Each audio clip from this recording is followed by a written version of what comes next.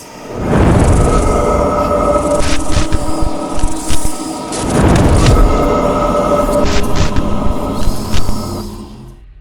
In January 1909, schools shut down.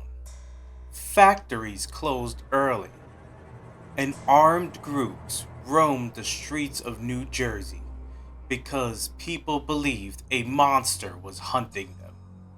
Witnesses described something impossible: a flying creature with bat-like wings, a horse's head, and a scream that didn't sound human. Some said it landed on rooftops.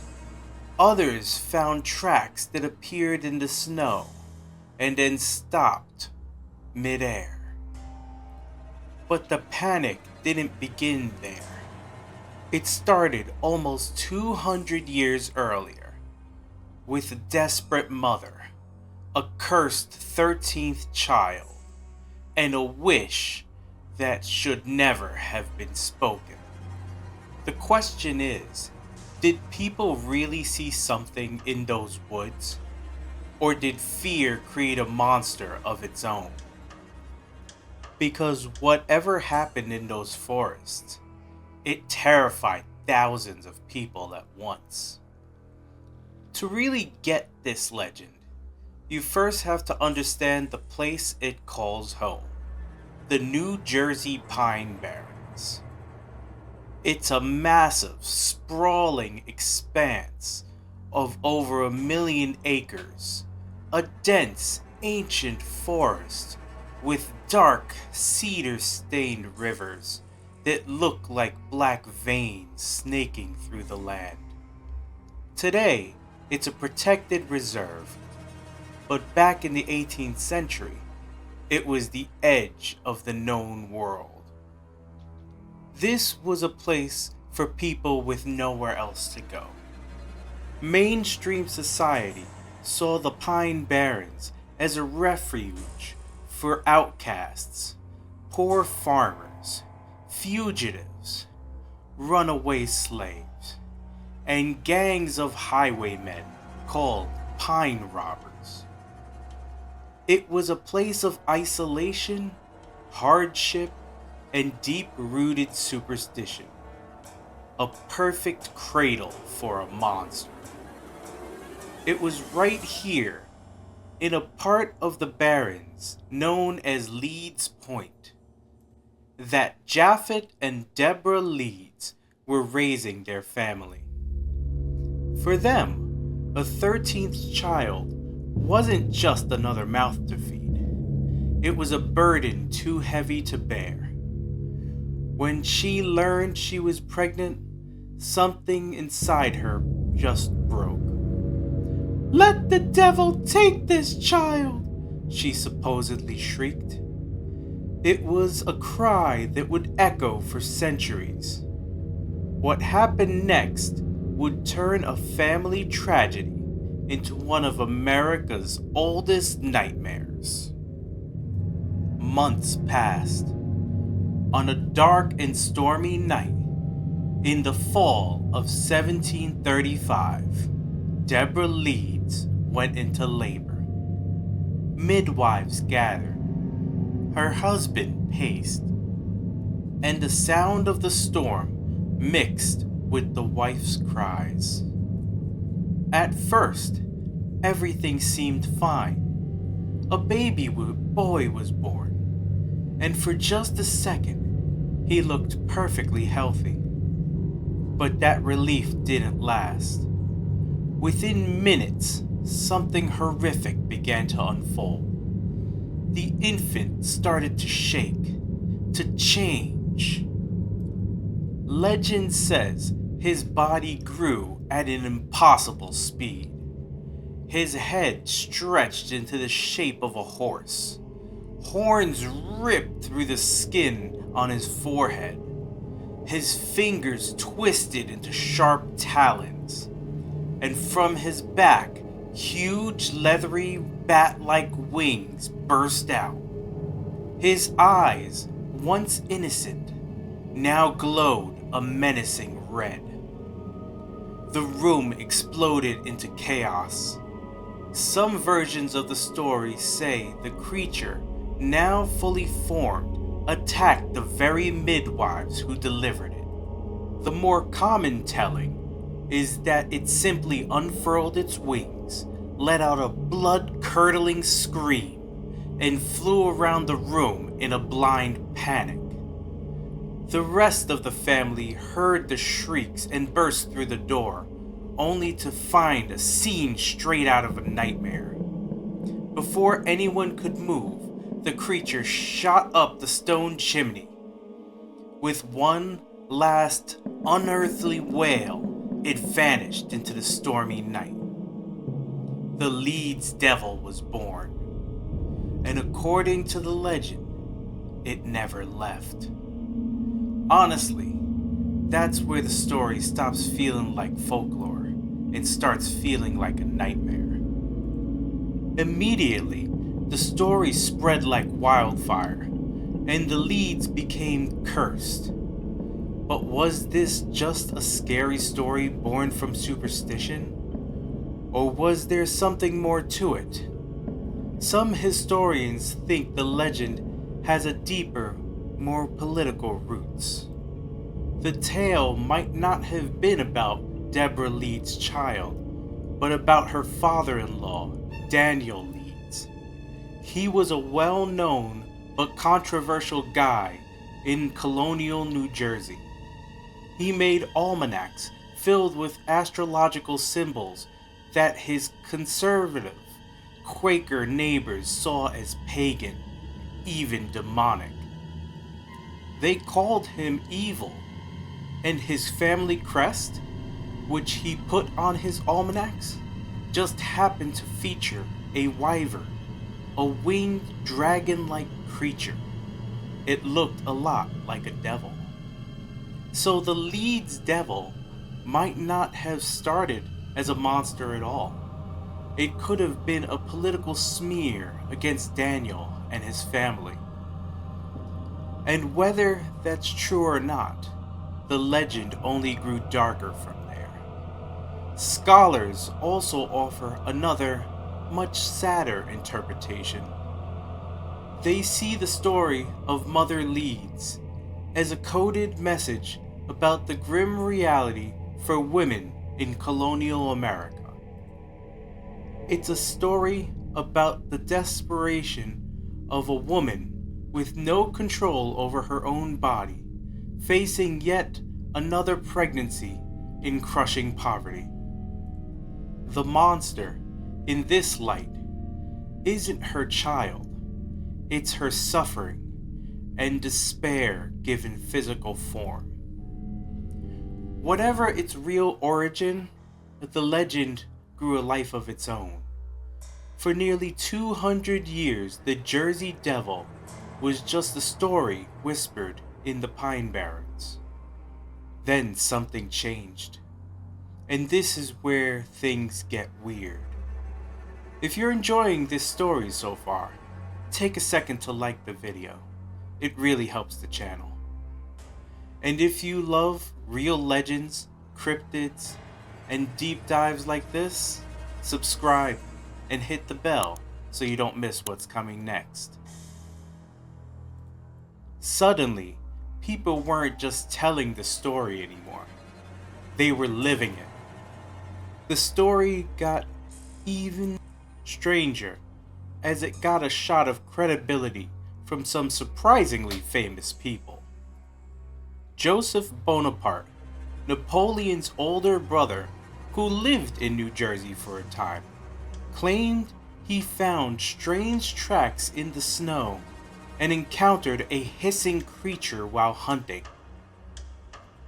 But the most famous early encounter is probably from Commodore Stephen Decatur, a celebrated American naval hero. In the early 1800s, while testing cannonballs, Decatur was stunned to see a large, bizarre creature flying overhead. He ordered a cannon aimed at it. They fired. The story says the cannonball hit the creature directly, but it had no effect at all. The monster just kept on flying and disappeared. The story of a war hero firing a cannon at a creature and failing to hurt it cemented the legend. This wasn't just a story for the campfire anymore. This was a monster that even the military couldn't stop. And it was just getting started. Newspapers even offered a massive reward for anyone who could capture the creature, and no one ever claimed it.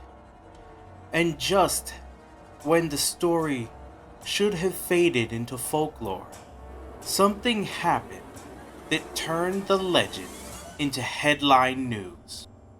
For almost 200 years, the Jersey Devil was a phantom. But for one terrifying week, in January 1909, it became frighteningly real. It all kicked off with an unsettling discovery.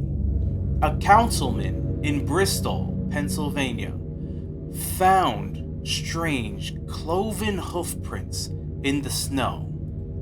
That one report lit a fuse. Within days, hundreds, then thousands of people all across New Jersey, Pennsylvania, Delaware, and Maryland claimed that they'd either seen the creature or found its bizarre tracks. The story exploded in the local newspapers. If you saw something like this outside of your window, would you trust your eyes? Imagine hearing the scream outside your house, with nothing but darkness beyond the trees.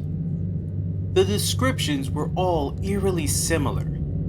A flying creature with a horse-like head, long leathery wings, and a scream that sounded like nothing on earth. But the tracks, what really got people terrified. They were cloven, like a goat's, but they were bipedal.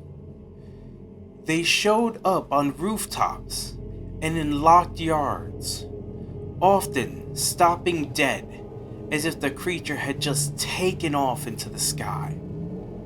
Sightings got bolder.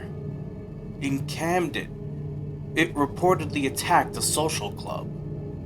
Passengers on a trolley car watched in horror as it swooped down and clawed at their roof.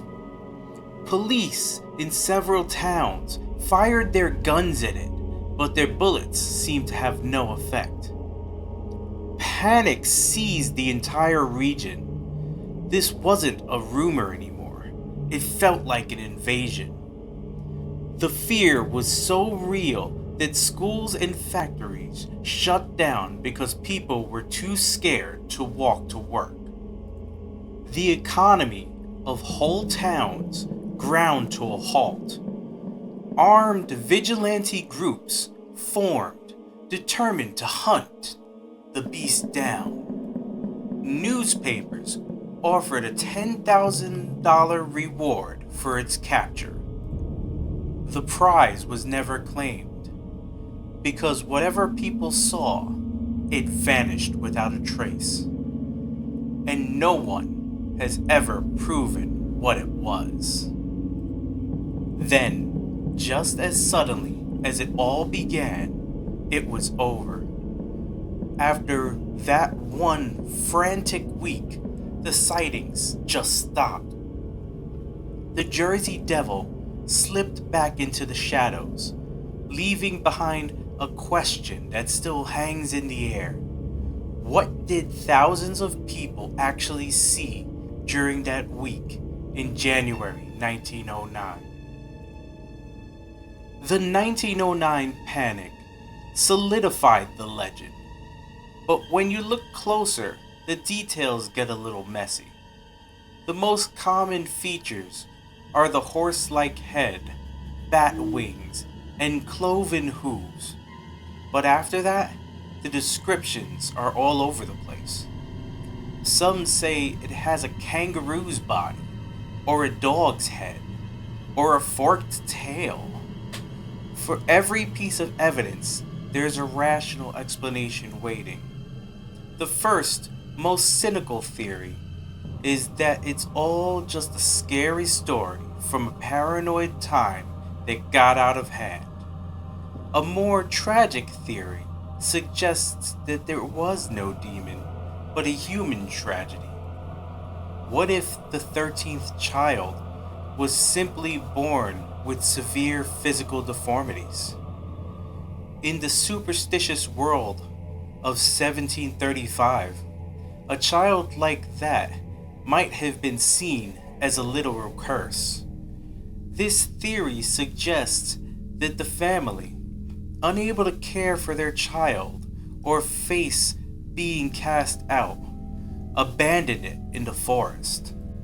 In its own way, this explanation is just as unsettling as the legend.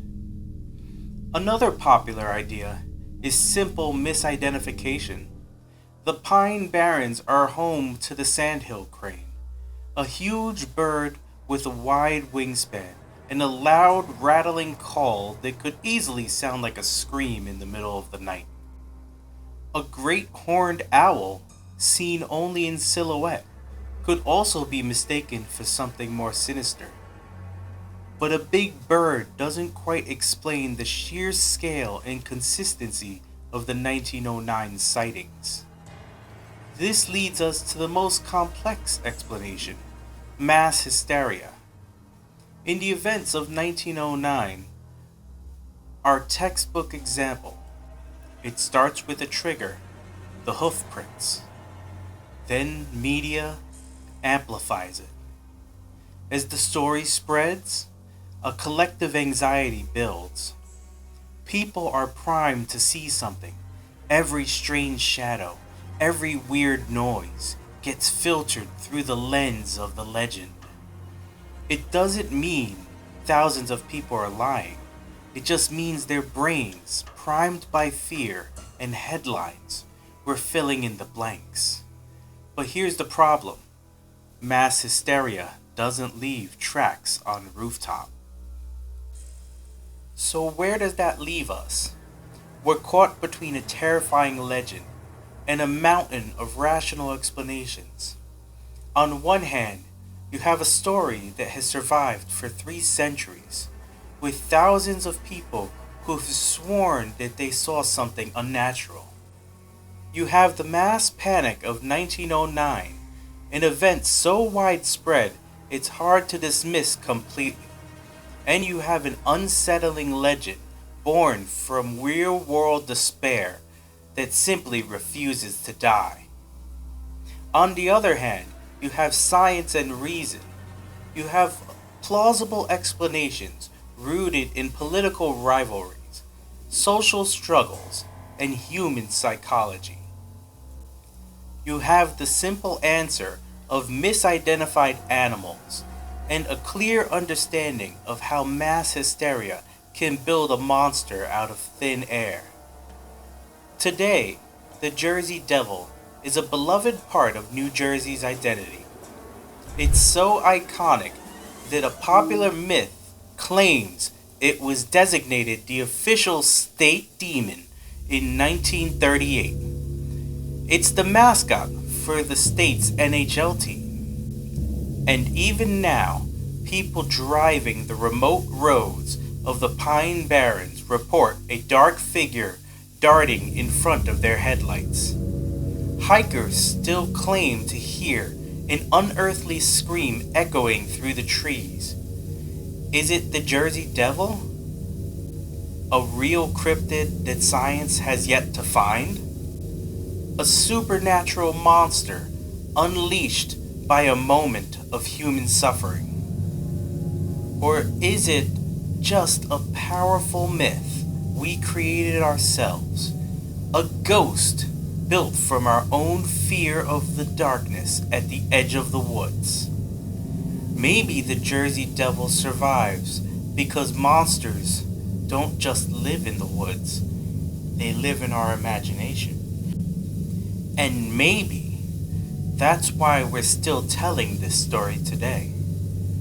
In 1909, people believed that something was hunting them. More than a century later, people are still looking over their shoulder in the Pine Barrens. What do you believe? Let me know in the comments below. Is the story of Mother Leeds' 13th child just a tragic piece of folklore? Or is there a real monster still lurking in the shadow of the pines? Because whether the Jersey Devil was ever real or not, some people still swear they hear the scream in the trees.